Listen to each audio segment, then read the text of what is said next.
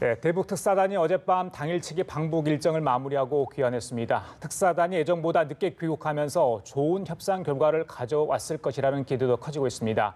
특사단은 잠시 후 방북 결과에 대한 공식 브리핑을 가질 예정입니다. 네, 지금 이 시각 국회에서 내는 바른미래당 김관영 원내대표의 교섭단체 대표연설이 준비되고 있습니다. 관련 내용, 정치권 소식 두 분 전문가와 함께 짚어보도록 하겠습니다. 임병식 전 국회 부대변인, 박정하 전 청와대 대변인 나와 계십니다. 네, 어서 오세요. 안녕하십니까? 어서 오십시오. 예. 먼저 대북 특사단 귀환했는데 그 이야기 잠깐 하고요. 네. 저희들이 이제 김관영 원내대표 오늘 국회 교섭단체 대표연설이 있는데 현장 화면 좀 연결해서 좀 들어보는 시간 갖도록 하겠습니다. 먼저 방북 결과 잠시 후 오전 10시 40분에 이제 정의용 실장이 이야기를 하게 됩니다. 문재인 대통령의 친서를 들고 갔는데 김정은 위원장을 만났습니다. 글쎄요, 문재인 대통령이 지난 4.27 또 정상회담 이후 그건 봄이었고요. 이제 가을에 이렇게 이제 3차 남북 정상회담을 추진하고 오늘 구체적인 일정이 나올 것으로 보입니다. 정치권에 갖는 이걸 보는 시각도 여러 가지 해석이 있는 것 같습니다. 크게 두 가지 목적을 갖고 출발한 셈이죠. 이제 문재인 대통령의 친서를 김정은 위원장이 어쨌든 받아들였고요. 또 특사단하고 만찬까지 하고 늦은 시간까지 대화를 했다는 것에 대해서 상당히 긍정적인 신호를 좀 받아들이고 있습니다. 그리고 어쨌든 트럼프 대통령하고 김정은 대통령 사이에서 회담 이후에 교착 상태가 지금 몇 개월째 지속이 되고 있는데 이 교착 상태를 어떻게든 뚫어야 되는데 문 대통령이 특사를 통해서 어쨌든 승부수를 걸었는데 상당히 어떤 긍정적인 효과가. 잠깐만요, 부대변인. 자, 지금 국회에서는 바른미래당 김관영 원내대표가 교섭단체 대표 연설을 시작하고 있습니다. 네, 현장 연결해 직접 들어보겠습니다. 선배 동료 의원 여러분, 이낙연 국무총리 또 국무위원 여러분, 전북 군산 출신 바른미래당 원내대표 김관영 의원입니다. 지난해 대한민국은 1,400만 촛불 민심의 힘으로 정권 교체를 이뤘습니다. 이게 나라냐며 제대로 된 국가를 만들어 달라는 국민적 요구를 안고 문재인 정부는 출범했습니다. 그러나 1년 4개월 동안 문재인 정부는 경제정책에서는 시장과 싸우는 실험적인 정책을 남발하는 무모함을 보였습니다. 또 전국의 여러 갈등 현안에 대해서는 책임지는 정치 대신에 뒤로 숨었습니다. 우리는 안타깝게도 문재인 정부를 다음과 같이 규정할 수밖에 없습니다. 문재인 정부는 경제에서는 무모하고 무능하며 정치에서는 무책임합니다. 존경하는 국민 여러분, 우리 경제는 2008년 금융위기 이후 최악의 상황입니다. 각종 경제 지표상 고용 쇼크, 분배 쇼크, 투자 쇼크라고 합니다. 여기에 물가 폭등까지 예상되고 있습니다. 낙제점인 경제 성적표를 받아들고도 문 대통령께서는 우리는 올바른 경제정책 기조로 가고 있다라고 말씀하셨습니다. 야당만이 아닙니다.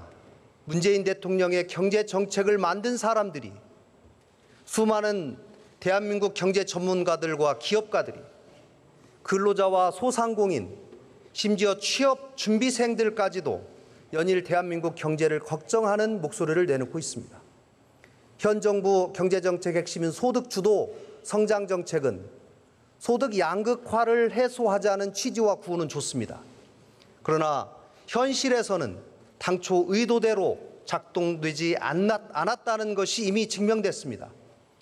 가처분 소득의 증대는 성장의 과실이지 성장의 토대가 될 수가 없습니다. 소득주도 성장정책 중 최악의 결정은 바로 유례없는 최저임금의 급격한 인상입니다.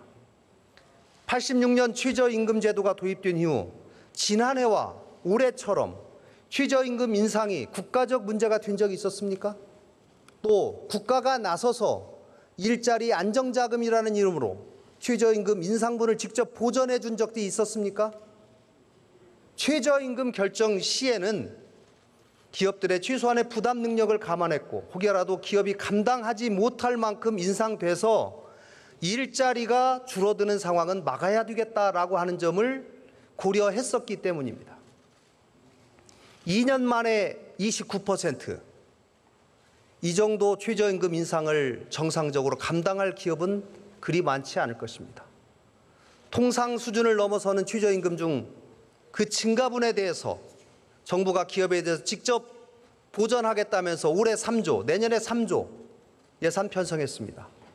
그런데 언제까지 정부가 이렇게 세금으로 막을 수 있습니까? 또 그 사이에 최저임금은 또 오를 것이고 악순환은 반복될 것입니다. 지난달 장하성 청와대 정책실장이 최저임금 인상이 소득주도 성장 정책의 극히 일부분이다라고 얘기했습니다. 최저임금 인상이 극히 일부분이라면 소득주도 성장을 이끌 다른 여러 가지 방법들이 있다는 말로 저는 이해가 됩니다. 그런데 왜 그러한 성장 정책을 제대로 쓰지 않습니까? 영세 소상공업자들은 눈물 짓고 일자리를 잃은 최저임금 근로자들 왜 절망 속에 살게 합니까? 저는 시장의 현실을 무시하면서 최저임금 급격한 인상을 밀어붙이고 있는 문재인 정부의 소득주도 성장 정책을 무모하다라고밖에 칭할 수가 없습니다. 문 대통령께 강력하게 촉구합니다. 소득주도 성장의 환상에서 벗어나셔야 합니다. 경제의 현실을 꼭 직시하십시오. 바른미래당은 최저임금위원회를 개편해서 최저임금의 결정 방식을 바꾸겠습니다. 최저임금 인상의 속도를 조절하겠습니다. 업종별, 규모별 차등 적용을 적극적으로 추진해 나가겠습니다. 일자리 문제도 심각합니다. 일자리 정부를 표방했지만 결국 일자리 실패 정부가 됐습니다. 사실 첫 단추가 잘못 꿰어졌습니다. 이 정부 출범 당시에 임기 내에 공무원 일자리 17만 개를 포함해서 81만 개의 공공부문 일자리 확대 정책을 펴겠다고 했습니다. 청와대에 설치된 일자리 상황판은 정부 예산으로 만든 일자리를 확인하는 도구로 이용되고 있습니다. 일자리 예산으로 2년에 걸쳐서 약 54조 원을 투입했습니다. 내년에는 또 23조 넘게 투입하겠다고 합니다. 특히 공무원 수를 늘리겠다는 정책이 채용 시장에 준 신호는 심각합니다. 정부가 일자리를 직접 고용하면 방법은 쉽습니다. 그러나 이것은 역대 정부 어느 정부도 하지 않은 자제를 해온 하책 중의 하책입니다. 올 7월 기준으로 우리나라 취업자 수는 약 2,700만 명입니다. 전체 공무원 수는 중앙직, 지방직 합해서 약 100만 명입니다. 전체 취업자 수의 약 3.7%에 불과한 공무원, 그 공무원이 되기 위해서 취업 준비생의 약 40%가 공시족이 됐습니다. 공무원 일자리가 는다고 하니까 구직 시장이 더욱 심각하게 왜곡되고 있습니다. 중소기업의 미충원율은 12%로 더 높아져 가고 있습니다. 중소기업 등 민간 부문으로 진출해야 할 신규 인력들 상당수가 공공부문 취업을 준비하고 있는 상황. 이것을 정상적인 나라, 나라다운 나라라고 할 수 있겠습니까? 전 세계적으로 공무원 일자리를 감축하고 있는 것이 추세입니다. 한국만 공무원 일자리를 늘리고 있습니다. 일자리는 민간에서 만들어져야 지속성을 담보할 수 있습니다. 또 기업이 성장하고 투자 여건이 형성될 때 늘어날 수 있습니다. 마크롱의 프랑스 사례를 문재인 정부는 면밀하게 살펴볼 필요가 있습니다. 노조 강국, 복지 강국이었던 프랑스가 마크롱 이후에 변해가고 있습니다. 10.5%까지 치솟았던 프랑스의 실업률이 올해 상반기에 8.9%까지 감소했습니다. 프랑스와 한국의 노동 현실을 직접 비교하는 것은 다소 무리가 있는 것도 사실입니다. 분명한 것은 프랑스는 일하기 좋은 환경, 기업하기 좋은 환경을 만들었고 그 결과 실업률이 떨어졌다는 것입니다. 우리나라도 이러한 방향의 노동시장 개혁이 필요합니다. 노동시장 개혁을 위한 관련 입법과 사회적 대타협이 꼭 이루어져야만 합니다. 바른미래당도 앞장서겠습니다. 일자리 정책과 관련해서 주 52시간 근로제를 유지하되 저희 당은 예외 업종을 확대하고 노사 자율 합의에 의한 탄력 근로제, 선택 근로제의 확대를 통해서 근로 유연성을 확보하도록 노력하겠습니다. 존경하는 선배 동료 의원 여러분, 한국 경제의 회복을 바른미래당 위한 김관영 바른미래당의 원내대표 대안을 국회 교섭단체 대표 연설 일부 내용 들으셨습니다. 계속해서 대담 이어가도록 하겠습니다. 자, 부대변인, 저희들이 이제 특사단의 방북 결과 관련해서 이야기를 나눴는데 그 사이에 조선중앙통신 보도 내용 나왔습니다. 어제 특사단과 김정은 위원장의 면담 결과를 보도를 했는데 김정은 위원장이 한반도에 핵무기, 핵위협 없는 비핵화에 대한 의지를 확인했다, 이런 내용하고요. 그다음에 3차 정상회담 관련해서 일정과 의제를 합의를 했다, 이런 보도를 조선중앙통신이 했습니다. 관련 내용 아마 정용 실장이 잠시 뒤에 발표를 할 것 같습니다. 자, 방북 결과 속속 좀 나오고 있는데요. 예. 뭐 결과 브리핑 보시면 아시겠습니다만 이미 전에 듣고 일부 보도를 통해서 확인된 듯이 이 교착 국면이 어쨌든 타게 될 것으로 보이고요. 그래서 이달 말 정도 열리는 유엔 회의에서 종전 선언으로 이어지고 또 남북 정상회담, 또 나아가서는 북미 정상회담까지 이어지게 되면은 어쨌든 한반도 비핵화를 통한 한반도 항구적인 평화의 토대를 마련한다는 점에서 상당히 긍정적으로 보여지고요. 트럼프 대통령도 어쨌든 11월 중간 선거를 앞두고 이 호재를 계속해서 활용해 나갈 것으로 보입니다. 박 대변인. 좀 더 상황을 좀 지켜봐야 되지 않을까 싶어요. 일단은 김정은 위원장의 비핵화 의지라는 거는 지난 봄에 남북 정상회담 그리고 이어진 북미 정상회담도 사실은 구두적으로 확인이 됐던 문제였잖아요. 그러니까 어떤 형식으로 어떻게 실질적으로 비핵화에 갈 것인가에 대한 거를 정유 실장 10시 40분 전 발표 때 한번 저희가 좀 확인을 해봐야 될 것 같고요. 뭐 많은 언론에서 얘기했던 것처럼 그 문재인 대통령의 친서 전달 그리고 그 친서가 과연 교착 상태에 있는 북미 회담 내용을 이끌어갈 수 있는 그 내용이냐라는 거를 좀 궁금해하는데 그 내용도 한번 확인을 해봐야 될 것 같고 지금 가장 제일 중요한 거는 비핵화냐 비핵화돼 그다음에 종전선언 이 두 가지 결과니까 우리가 너무 종전선언과 그다음에 그 계속 거듭돼 왔던 김정은 위원장의 그 구두 확약만 가지고는 아직 판단하기가 좀 이른 것 같고요.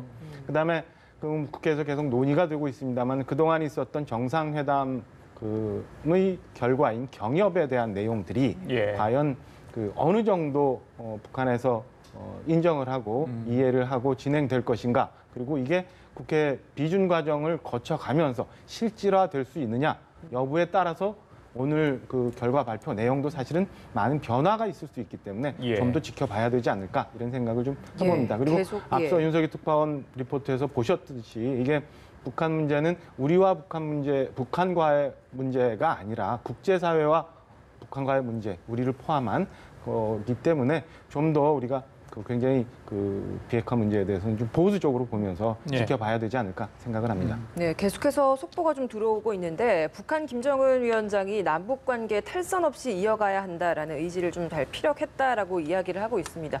남북 관계라고 한다면 사실 이제 남북 정상회담에서 나왔던 판문점 선언과 관련된 부분일 텐데 이게 국회 쪽에서 넘어왔을 때는 이제 판문점 선언 국회 비준 동의 문제가 아직 남아 있는 게 현실입니다. 이게 이제 오늘 이렇게 특사단 발표도 나올 것이고 한데 이런 부분에 있어서의 국회 동의 좀 잘 처리될 수 있을까요?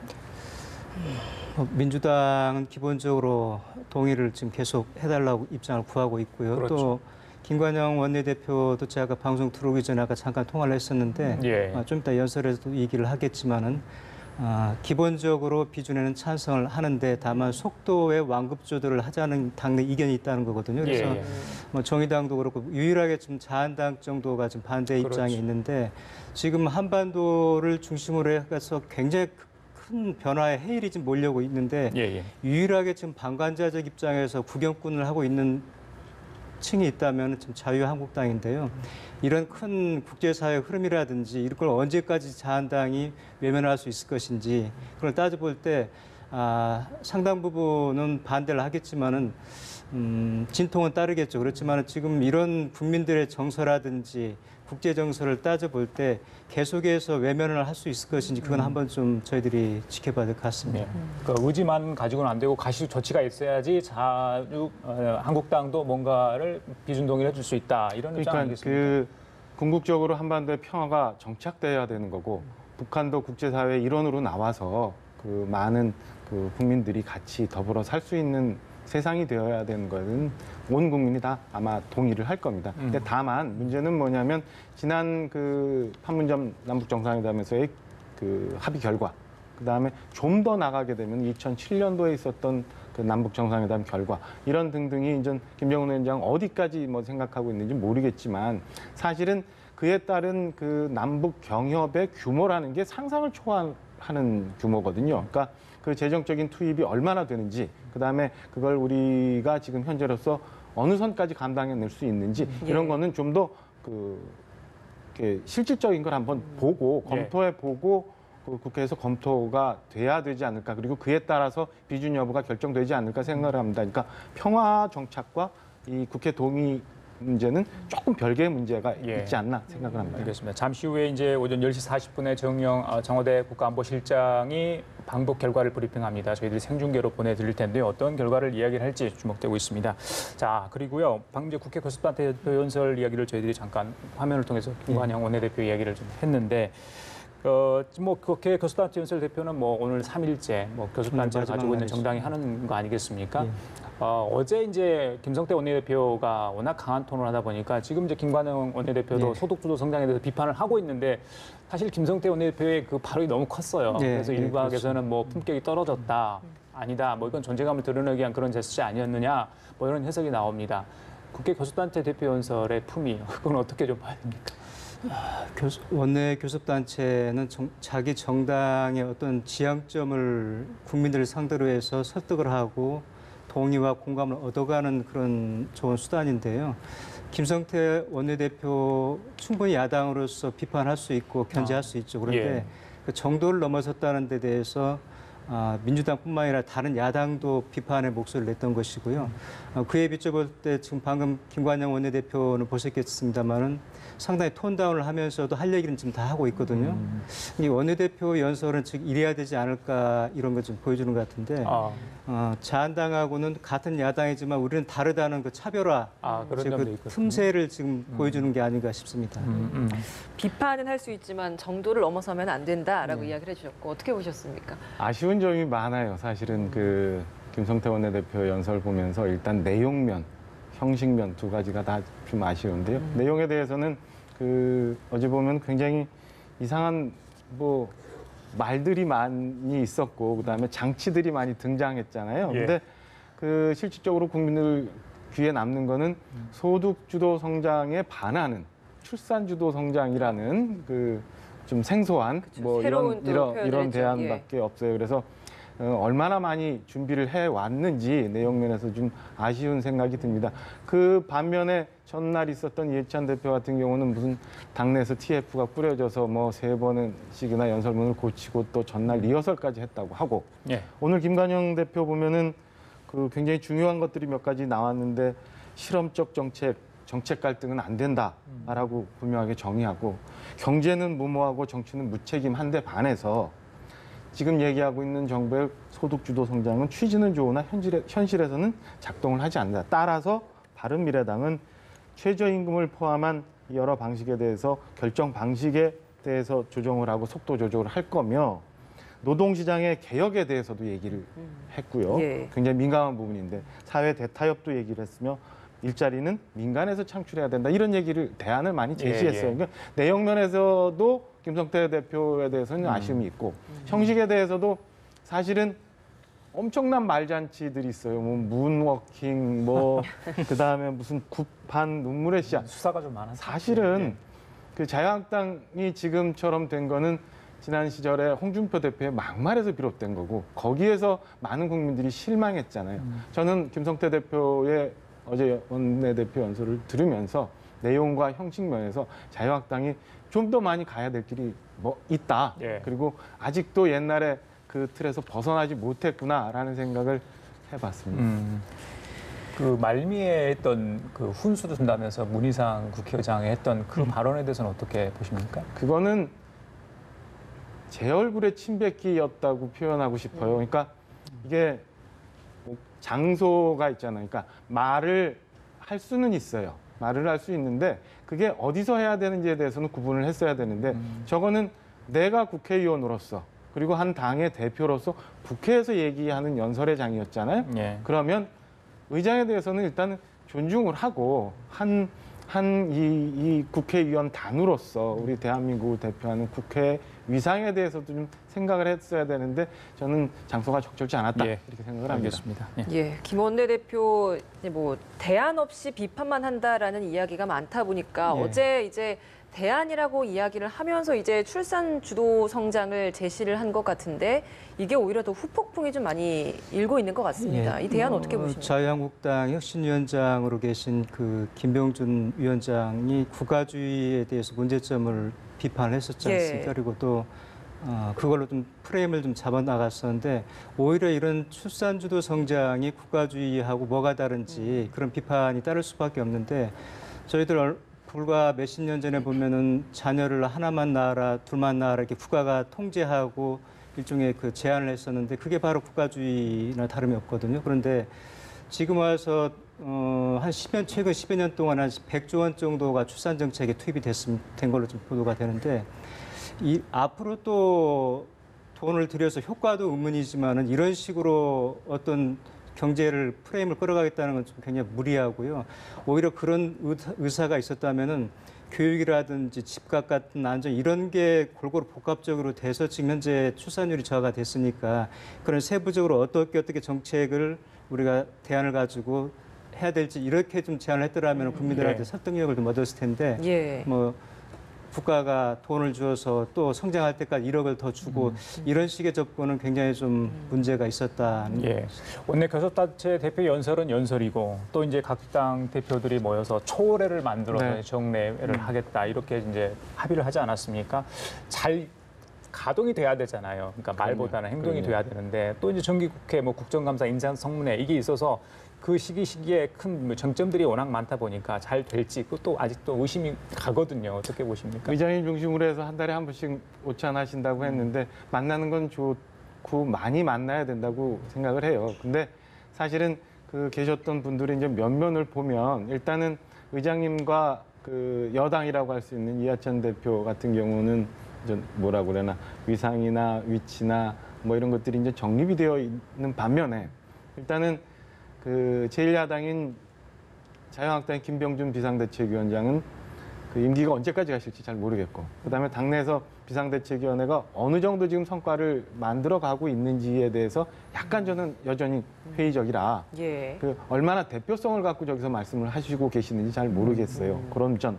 그다음에 손학규 대표도 그 며칠 전에 이제 전당대회를 통해서 대표로 취임을 하셨지만 당장 지금 그 뭐 북한 문제 가지고 당내에서 또 뭐 이견이 나오잖아요. 그래서 당의 정체성 뭐 이런 것들 갖고 상당한 또 혼선이 좀 있을 것 같은 생각이 들어서 저는 뭐 만남은 자주 있어야 된다고 생각을 합니다만 예. 얼마나 효용적으로 갈 수 있을지 잘 모르겠고 또 하나는 여전히 우리 그 정치의 가장 중요한 플레이어들은 국회의원이잖아요. 지금 정기국회 열리고 있고 막 원내대표 연설들 하고 있는데 초월해서 이루어졌던 분위기와 원내대표의 연설들과는 또 결이 달라서 그러게요. 과연 이게 잘 될까라는 생각을 좀 해봅니다. 예, 우리 부대님 말씀 듣고 마치도록 하죠. 예. 뭐 여자 원내대표들 주례회동이 정세균 전 의장 때부터 시행이 됐었는데요. 그때도 그거 하기 전에 여러 가지 논의가 있었습니다. 자칫하면 야당 아침마다 월요일 아침마다 문제점 토로하는 그런 판을 깔아주는 거 아니냐 그런 이론도 없지 않아 있었습니다만은 그래도 만나고 모임을 주선을 해야 우리가 어쨌든 서로 이견을 좁힐 수가 있다 해서 했는데 어쨌든 이렇게 만남을 가진 건 다행스럽고요. 다만 저는 초월회가 어떤 모든 문제를 초월해서는 안 되고 싸울 때는 강하게 싸우시되 품위를 잃어버린다든지 예. 어떤 그런 것은 자제하시고 어떤 쟁점이라든가 국가 현안에 대해서는 좀 예. 초월을 하셔서 예. 같이 한 몫을 내는 게 국가 발전에 도움이 되지 않을까 하는 생각이 알겠습니다. 뭐 골드보이라고 하니까요. 저희들은 좀 지켜봐야 되겠습니다. 예, 지금까지 임명식 전 국회 부대변인, 박정하 전 청와대 대변인 두 분과 함께 얘기 나눠봤습니다. 말씀 고맙습니다. 감사합니다. 고맙습니다.